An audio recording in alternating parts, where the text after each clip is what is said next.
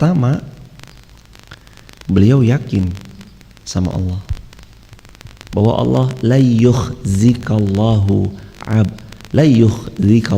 abadan, bahwa Allah gak akan nyanyain Nabi Muhammad. Makanya Nabi Muhammad santai menghadapinya. Mau dibully kayak apapun, Nabi Muhammad mentalnya gak goyah sedikit pun, gak mengutung dalam dakwah. Kan gitu. Nabi Muhammad mentalnya luar biasa. Yang pertama, Allah pasti menolong Nabi Muhammad. Yang kedua, karena Nabi Muhammad tahu yang disampaikan Nabi Muhammad adalah kebenaran, dan Nabi Muhammad SAW nggak peduli sama apa ucapan mereka, sebab Nabi nggak seperti itu. Kita tersinggung, berarti kita seperti itu. Kalau kita nggak kayak gitu, tersinggung nggak? Enggak. Coba tiba-tiba ada orang bilang gini, tuh kalau bisa sedekahlah setiap subuh. Nah, yang tersinggung yang rutin subuh sedekah atau yang nggak sedekah subuh? Yang nggak sedekah tersinggung. Kalau yang rutin sedekah subuh tersinggung nggak? Enggak, biasa aja. Contoh lagi gini, ayo baca Quran. Masa Quran dibaca cuma setiap Ramadan? Yang tersinggung yang setiap subuh baca Quran atau setiap subuh nggak pernah baca Quran? Yang nggak pernah baca Quran tersinggung. Kenapa Nabi enjoy? Satu, Nabi yakin Allah menolong beliau. Yang kedua, karena Nabi bukan seperti yang mereka sangkakan. Hadirin, orang ini mau bilang, wah si fulan nih begini. Lah kalau kita nggak ngelakuin, enjoy aja. Wah katanya si ini istrinya 3 ya. Ya kalau kita nggak ngelakuin, enjoy aja. Atau misalkan katanya si ini utangnya di mana-mana ya. Lah kalau misalnya ya kita nggak berhutang, enjoy aja. Wah katanya si ini tuh pernah punya kasus apa gitu misalkan. Ya kalau misalkan kita emang nggak pernah punya kasus tentang bab itu, biasa aja. Misalkan gitu loh hadirin. Terus lagi misalkan, nah dia mah penyihir, dia mah orang gila, dia mah apa.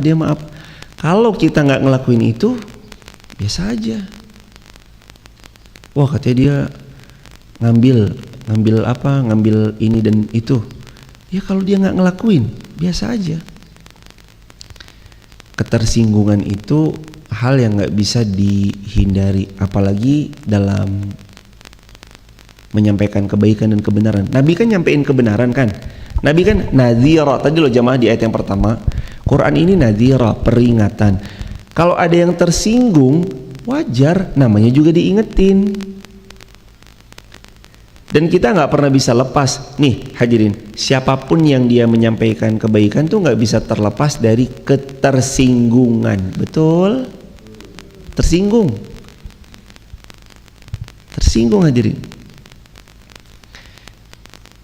Yang nggak pernah sholat tersinggung kalau pas lagi bahas bab sholat.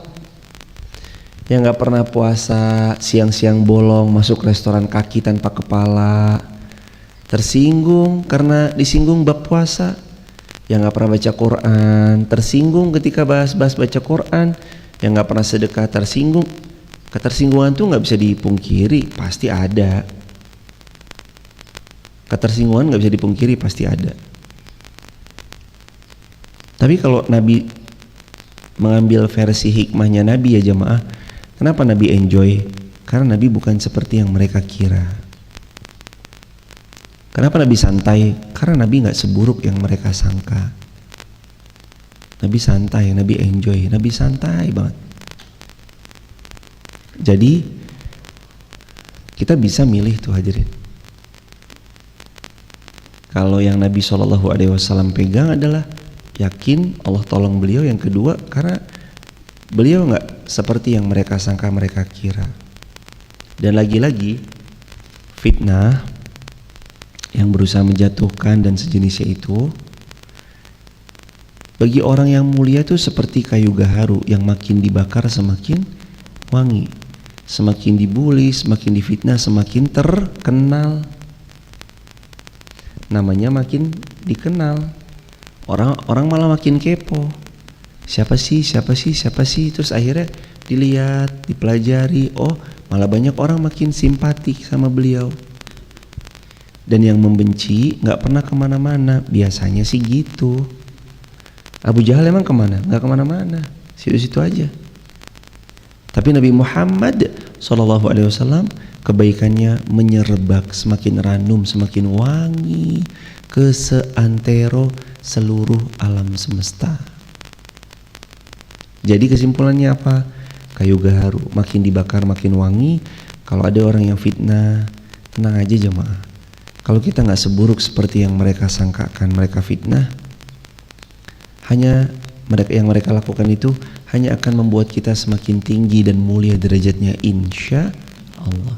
Dan izin ya hadirin, direkam, nggak apa-apa, di screen video dan disebarluaskan. Nggak apa-apa untuk membiarkan orang yang salah persepsi tentang kita tuh nggak apa-apa.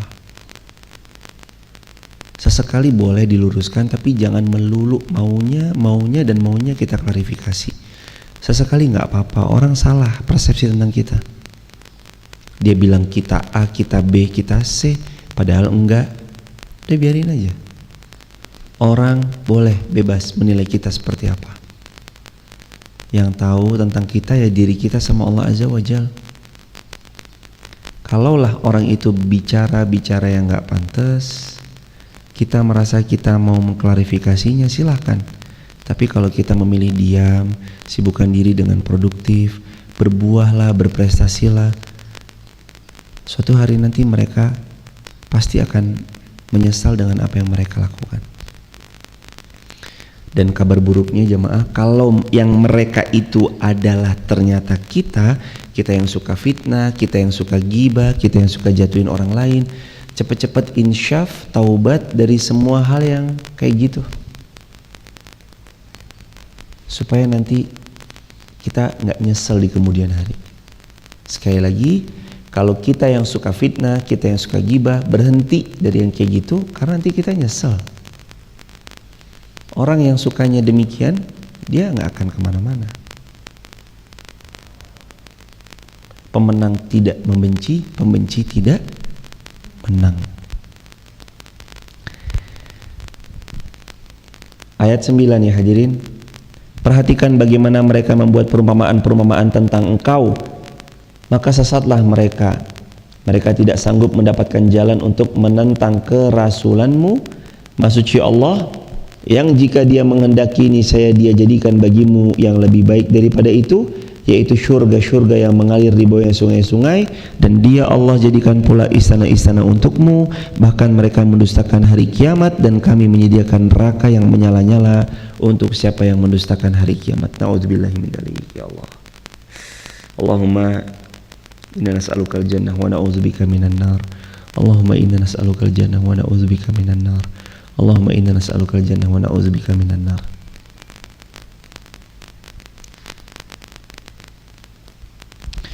Pada siapa neraka itu disiapkan? Pada mereka yang suka mendustakan. Jangan didustakan Al-Quran. Diyakini, diamalkan, dipelajari, ditadaburi. Jangan sampai kita jadi hamba-hamba yang kufur nikmat sama Allah, yang padahal Allah nikmatnya begitu banyaknya sama kita. Dan jangan sampai kita tahu, dan jangan sampai kita itu tidak tahu bahwa nikmat yang besar bernama Quran itu sudah ada di depan mata, dan kita tinggal mempelajarinya, mentadaburinya, dan menjadikan ini sebagai lifestyle di hidup kita. Teman-teman hadirin jamaah Masjid Muhammad Al-Fatih, coba lakuin hal yang dulu pernah diulang-ulang. Satu hari baca Quran walau satu ayat, dan kemudian istiqomahkan dan rasakan apa bedanya. Jangan ada hari, jangan ada waktu di mana kita nggak baca Quran, karena nanti waktu itu akan terasa cepat berlalu tanpa ada kebermanfaatan, dan barokahnya itu emang beda. Barokahnya itu beda. Al-Quran ini menenangkan sekaligus memberi keberkahan atas waktu itu sendiri. Waktu itu jadi berkah aja gitu. Kita kan ngawalin dengan tadi baca Quran satu halaman. Itu waktu tuh tiba-tiba jadi berkah aja. Pagi rasanya tuh enak, nyaman. Dilalui hari tuh enak, nyaman, tenang. Dan mukjizat. Sekali lagi Quran ini mukjizat. Tugas kita terhadap Quran BPH AA, masih ingat nggak? Tugas kita terhadap Quran BPH AA. B baca, P pahami, A amalkan, H hafalkan.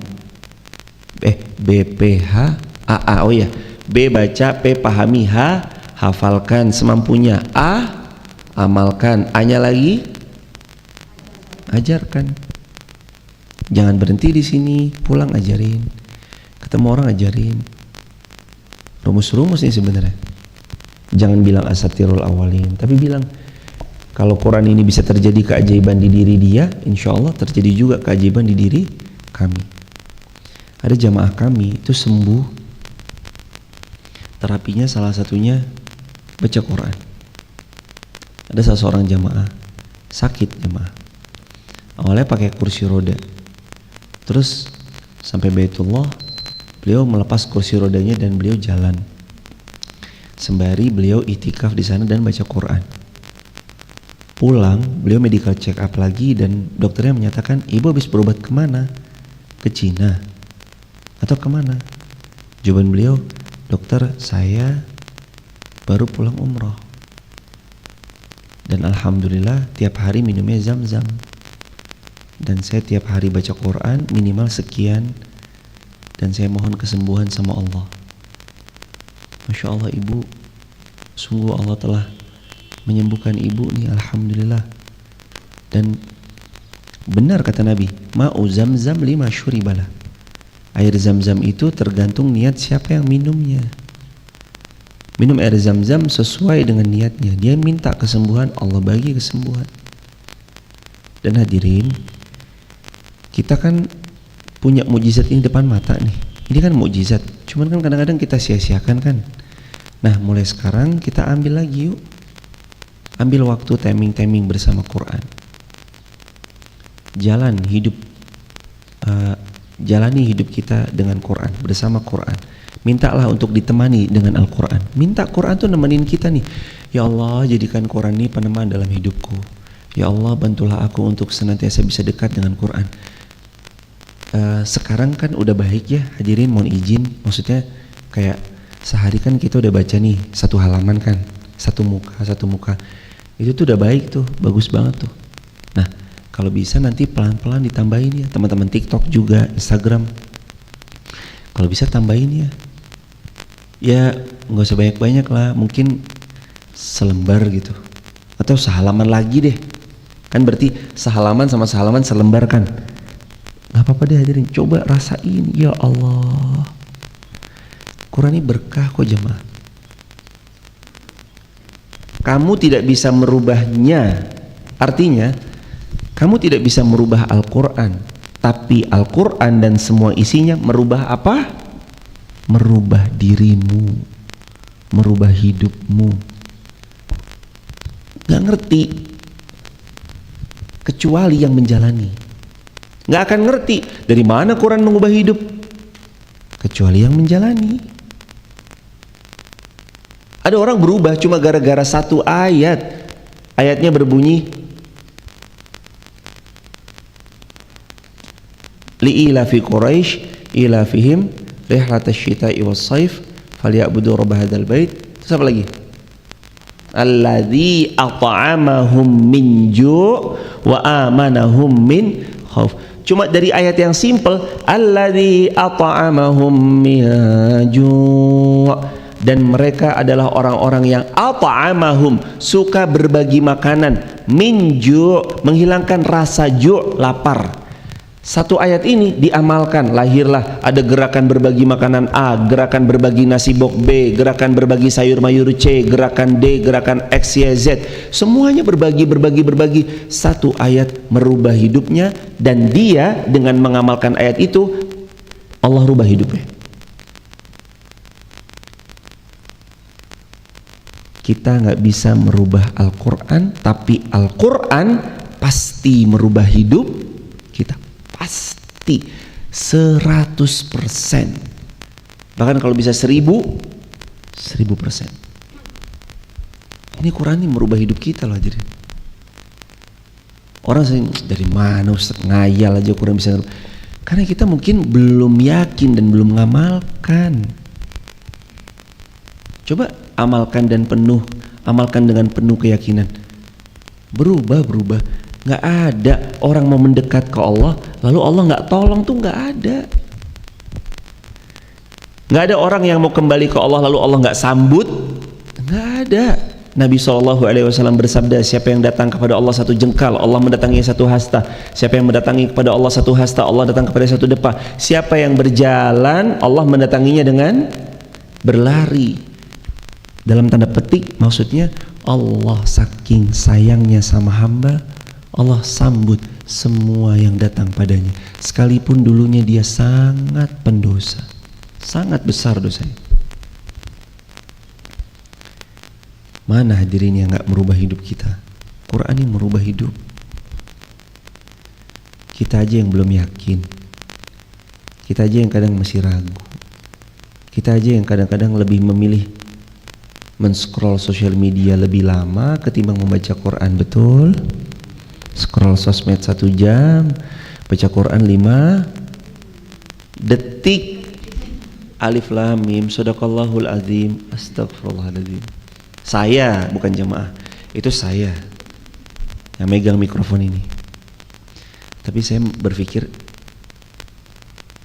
bagus dulu jamaah kalau kita tuh tiap hari baca Quran gitu. Emang dicoba sih, emang harus coba sih, yakin dicoba aja. Saya coba nanya ya sama jamaah. Kita kan dengan taufik dan izin Allah sudah memulai kajian subuh syuruk ini sejak 11 November 2017, ya kan? Saya mau tanya sama jemaah. Walaupun dari Garung ya, artinya 11 November 2017 tuh mulai di Garung, terus kita pindah ke sini tuh per Oktober tahun lalu ya. Iya, 2023 iya. Ada kajian di Bali waktu itu, pulang dari Bali tuh kami pindahan. Nah, saya tanya, 1 tahun ini deh. Dari Oktober 2023 ke sini, jamaah ngerasa ada yang berubah nggak dari diri jamaah sendiri? Banyak. Nah, coba kalau Pak Waluyo salah satu perubahannya apa Pak? Di antaranya misalkan? Iya. Allah. Wadah, luar biasa. Jemaah. Amin. Amin, berkah cukup, terus cukup, berkah berlimpah insya Allah ya Ibu, berlimpah kebaikannya. Jemaah, ini saya merasa juga ya hadirin, semua pertolongan Allah, tapi kami kok melihat ya diri saya sendiri juga jamaah gitu. Kita tuh kan sebenarnya kan bacanya nggak banyak ya jamaah. Sehari paling baca berapa? 1 halaman kan? Kan kalau 1 lembar tuh 2 halaman kan? Muka sebelah sini terus dibalik ya kan? Ini kan kita kan nggak 1 lembar, 1 halaman doang kan yang kita baca. Tapi kan berasa ya Allah memberi ya kayak hadiah-hadiah. Ada yang hadiah-hadiah ringan, ada yang hadiah-hadiah besar gitu, kerasa sekali ya. Walaupun kadang ujiannya pun juga ada ya, naik turun, tapi itu berasa. Akhirnya pada kesimpulan begini hadirin, ini baru baca sehari 1 halaman. Lah gimana kalau sehari 1 juz jemaah? Kebayang nggak baca sehari 1 halaman aja? Kerasa kan? Ih enak ya, waktunya berkah ya. Saya tadinya tuh suka gibah, terus sekarang kayak gibah mau mikir-mikir ya. Itu baru kerasa tuh perubahannya. Kan Allah yang membantu kita, Allah yang nolong, Allah yang memberi taufik. Itu baru 1 halaman yang dibaca. Gimana kalau nanti setengah juz? Gimana kalau bacanya 1 juz? Yakin jemaah. Kita nggak bisa merubah Quran, tapi Al-Quran bisa merubah kita. Merubah mindsetnya, merubah hidup kitanya, merubah circle kitanya. Jamaah ngerasa gak sih kayak pelan-pelan tuh dipertemukan, dan ternyata orang-orang yang saling dipertemukan itu orang-orang yang wow, luar biasa. Beliau dengan hebatnya beliau, sosok beliau dan jam terbang beliau, akhirnya dijalin silaturahim. Allah berikan orang-orang yang luar biasa. Itu kan hadiah loh dari Allah. Terima kasih ada Mas Abid datang, ada Ustadz Mufti datang. Pernah jamaah kayak ini berpikir, Ada beliau-beliau yang sekolah di Madinah 4 tahun, di antara beliau adalah lulusan-lulusan terbaik dari Universitas Islam Madinah, terus menemani kita di Wonosobo. Pernah berpikir kayak gitu? Wong saya aja nggak pernah mikir gitu jemaah. Allah yang menggerakkan. Tiba-tiba Ustadz Jihad alhamdulillah menemani alumni Madinah terbaik, Ustadz Mufti menemani alumni Universitas Islam Madinah terbaik, menemani kita di Masjid Muhammad Al-Fatih. Ada Ustadz Faisal, alumni terbaik Lipia Jakarta, menemani kita belajar bersama. Coba jemaah, pernah berpikir gitu nggak jemaah? Enggak. Itu barokahnya apa? Barokahnya Quran, barokahnya Quran. Ya Allah, izinkan nanti ada banyak guru yang lebih banyak lagi menemani. Alhamdulillah. Sebenarnya beliau tuh nggak nemani di masjid, maaf loh jamaah. Beliau tuh nemani kita di Wonosobo. Ya nggak? Akhirnya kita bisa nimba ilmu. Oh, ilmu guru-gurunda dari Madinah nih luar biasa ilmunya. Kita banyak kan, makin banyak guru makin bagus. Para ulama aja gurunya ratusan. Kan jemaah kalau belajarnya sama kami udah pasti template-nya itu. Babnya tentang hati. Template-nya pasti itu. Mau bahas fikih, bukan kami bidangnya. Ada Ustadz Faisal bahas fikih muamalah. Beliau lebih rinci, lebih detail. Mau bahas tentang apa? Tauhid. Mau bahas tentang apa? Sama beliau-beliau nih. Kalau ke kami nanti babnya hati, bab hati lagi. Yuk benerin deh, yuk pelan-pelan perbaiki yuk. Sama sih, saya juga belum baik, tapi yuk kita mau jadi lebih baik. Pasti babnya itu jemaah. Mau dikemanakan juga, nanti babnya kembali ke template awal. Tazkiyatun nufus, perbaiki hati. Atau self reflection. Ayo lihat ke diri sendiri. Belajar tentang hati. Yuk kita belajar memperbaiki hati kita nih, yang hati kita banyak porak-porandanya. Nah, salah satu cara terbaik untuk memperbaiki hati adalah bersama Al-Quran. Makanya tadi Allah berfirman, Quran ini Furqan, Quran ini Nadhir. Dia tuh pembeda, pemberi peringatan. Beda aura-aura ke orang yang dekat sama Quran, beda banget kerasa. Wah jamaah, orang-orang dekat sama Quran tuh auranya beda banget. Pernah nggak ketemu orangnya? Dia nggak ngapa-ngapain sih, nggak ngapa-ngapain, cuma ketemu aja. Tapi kok nyes gitu di hati. Coba teman-teman di TikTok, YouTube, Instagram, pernah nggak ketemu orang? Ya dia nggak ngapa-ngapain sih, ya cuma ketemu aja, tapi di hati tuh nyes aja. Kenapa tuh hadirin? Karena biasanya itu setelah taufik pertolongan Allah, orang ini nih orang yang salih.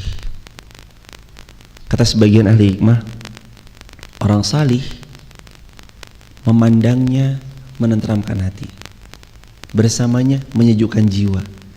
Jemaah, Abu Bakar itu pernah ditanya, wahai Sayyidina Abu Bakar, apa yang paling kamu suka dalam dunia ini, dalam hidup ini? Apa yang paling kamu suka? Sayyidina Abu Bakar menjawab, aku suka jika bertemu Nabi, aku suka jika memandang Nabi,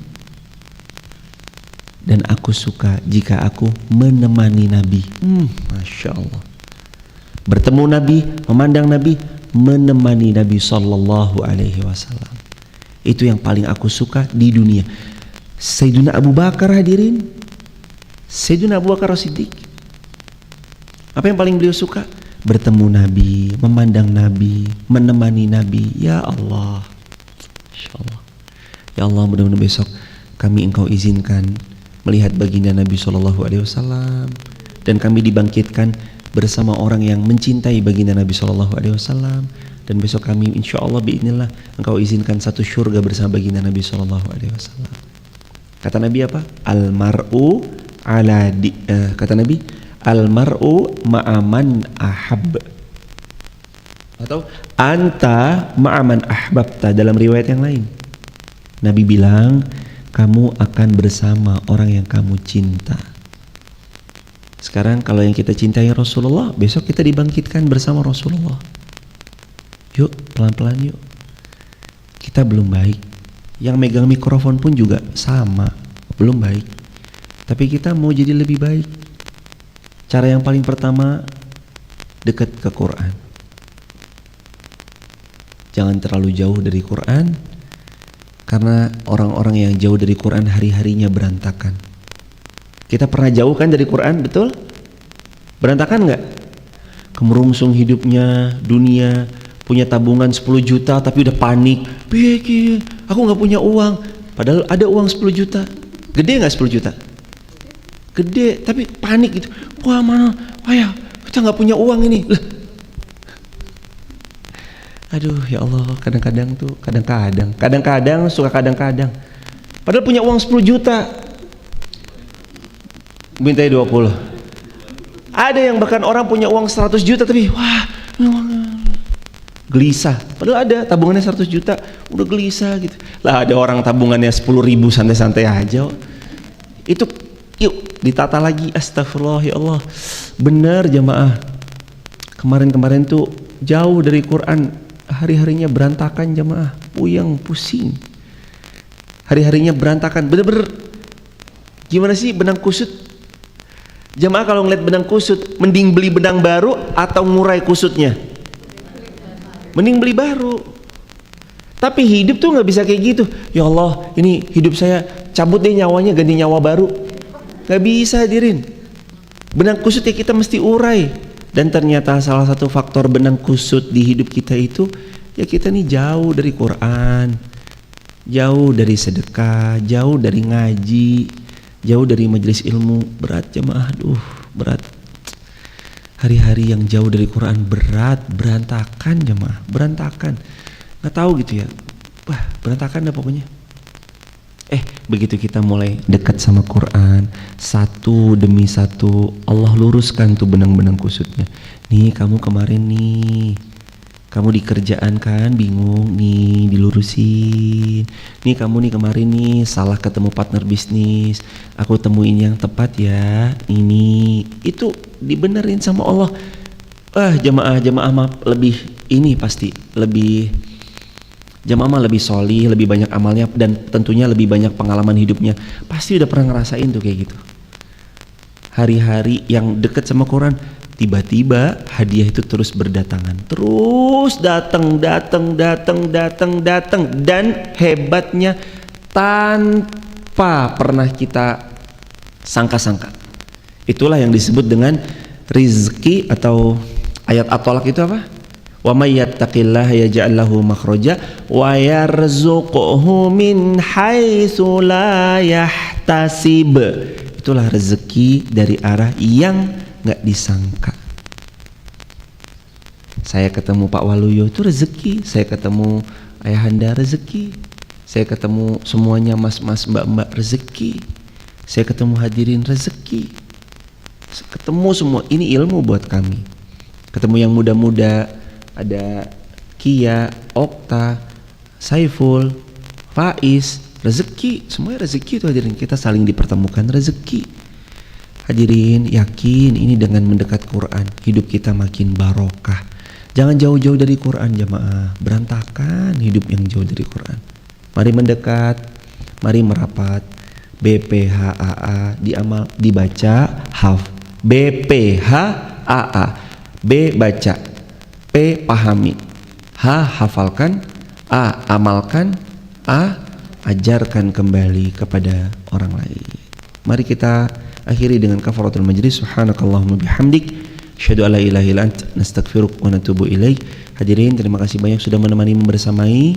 Kalau ada yang mau ikut andil membebaskan lahan yang baru di sebelah sudut sebelah sini, hadirin bisa langsung ke rekening Bank Muamalat 5090018044 atas nama Masjid Muhammad Al-Fatih. Juga kalau ada hadirin yang hendak berwakaf satu alat sejuta manfaat, wakafnya bentuknya handphone yang bisa dipakai untuk live streaming sosial media atau alat-alat nanti daripada penunjang dakwah, hadirin bisa langsung juga ke rekening Bank Muamalat atas nama Kajian HAS 50, nomornya 50900120099 atas nama Kajian HAS. Itu khusus wakaf alat media dakwah. Mudah-mudahan dari setiap video jadi jariah, dari setiap konten jadi jariah, setiap live streaming jadi jariah buat kita bersama-sama. Untuk more infonya teman-teman nanti bisa lihat ya di akunnya Masjid Muhammad Al-Fatih. Konfirmasinya ke admin Masjid Muhammad Al-Fatih 085174456070 Mbak Leha. Barakallahu fikum. Subhanakallahumma bihamdika asyhadu an la ilaha illa anta nastaghfiruka wa natubu ilaik. Salam keluarga di rumah. Besok kajiannya sudah mulai bersama gurunda kita Ustadz Mufti, Ustadz Faisal, Ustadz Jihad, Ustadz Dama dan para asatid yang lain. Hari Ahad subuh syuruk bersama kami, lalu nanti jam 8-nya bersama insyaallah Ustadz Abdul Somad, insyaallah. Izin, ini hari apa sih? Sekarang hari apa? Lah iya bener kan? Besok sama Ustadz Jihad, Ustadz Mufti. Nah besoknya Senin ya jemaah. Tapi dari Ahad udah mulai kajiannya. Ahad bersama gurunda-gurunda kita yang hebat. Insya Allah Senin juga bersama gurunda-gurunda kita yang hebat sama Ustadz Abdul Somad insya Allah. Ahad mulainya dari siang, ba'da zuhur. Tapi subuh syuruk ya biasa mulai. Besok sama antum atau sama siapa ya Ustadz? Besok kami izin ke. Iya. Begitu hadirin. Subhanakallahumma bihamdika asyhadu an la ilaha illa anta nastaghfiruka wa natubu ilaik. Barakallahu fikum. Assalamualaikum warahmatullahi wabarakatuh.